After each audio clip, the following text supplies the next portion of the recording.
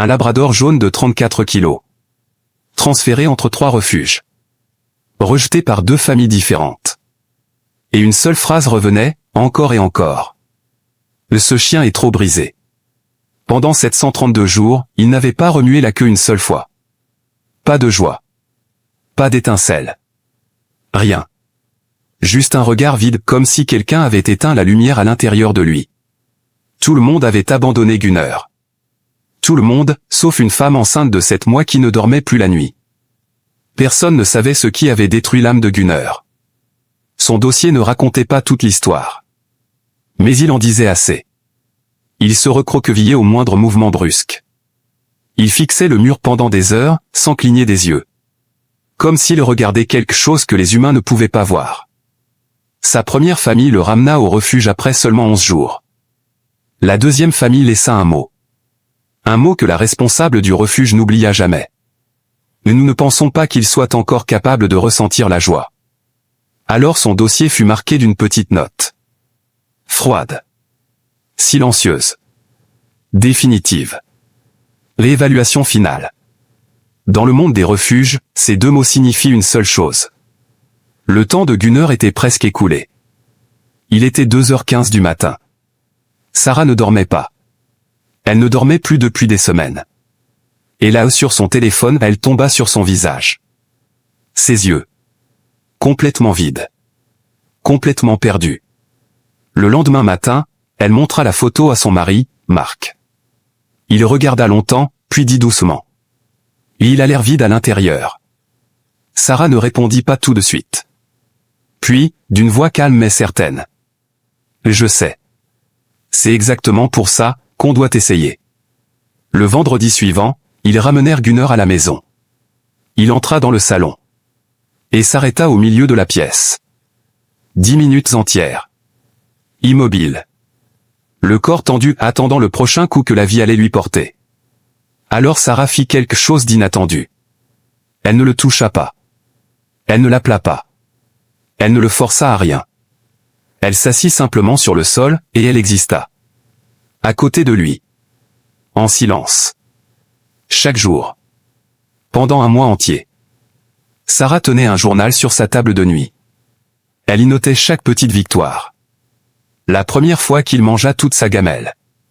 La première fois qu'il effleura sa main du bout du museau une fraction de seconde. Mais sa queue. Sa queue restait morte. Immobile comme du plomb. Un rappel silencieux de tout ce qui restait encore à guérir. Puis 6 jours plus tôt que prévu, la petite Lily arriva. Un miracle de 2,9 kilos. Une voix minuscule qui remplit soudainement la maison silencieuse. Marc franchit la porte d'entrée avec le siège auto. Gunnar s'avança lentement. La tête basse.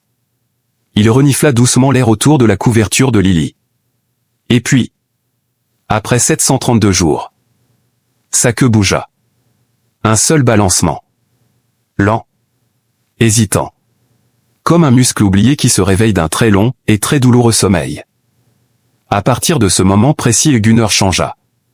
Chaque nuit, il allait s'allonger devant la porte de la chambre de Lily. Un sentinelle silencieux. Fidèle. Inébranlable. Les labradors ne sont pas des chiens de garde agressifs. Ils ont été élevés pendant des générations pour une seule chose, comprendre les émotions humaines. Lily ne l'avait pas dressé. Elle n'avait rien fait de spécial. Elle avait simplement réveillé en lui ce qui avait toujours été là. Enfoui sous 2 ans de douleur. En février, par une nuit froide, Lily avait une légère fièvre. Elle pleurait. Agitée. Inconsolable. Il était 3 heures du matin. Sarah était assise dans le fauteuil de la chambre, épuisée. Angoissée comme seule une nouvelle maman peut l'être. Et là, elle vit Gunnar. Allongé dans l'encadrement de la porte. Sa poitrine se soulevait doucement, régulièrement, avec calme. Il ne dormait pas. Il veillait. Et dans ce silence à 3 heures du matin, Sarah trouva plus de réconfort dans sa présence tranquille, que dans n'importe quelle autre chose au monde. Pour la première fois depuis des semaines, elle se sentit vraiment en sécurité. Pendant 732 jours, personne ne put l'atteindre. Tout le monde abandonna.